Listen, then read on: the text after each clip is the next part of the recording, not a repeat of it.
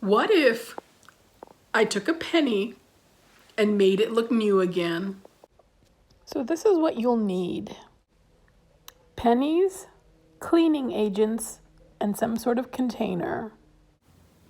So in this very simple experiment, we're going to take 3 different examples. We're going to use glass containers with vinegar, baking soda, and dishwashing liquid. Each will go into the containers, and then we'll put the penny in there and give it some time and see what the results are.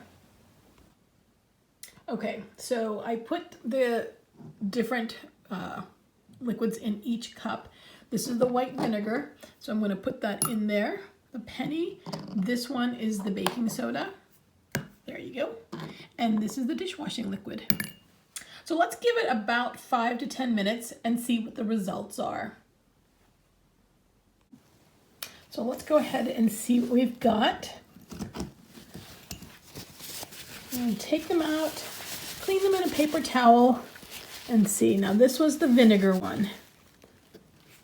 So it looks quite a bit cleaner from where it was before. And this is the one with the baking soda.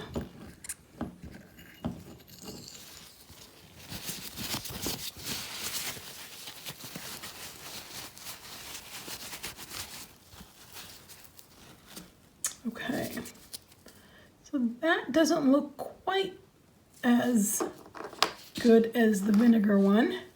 And let's see what the dish detergent did.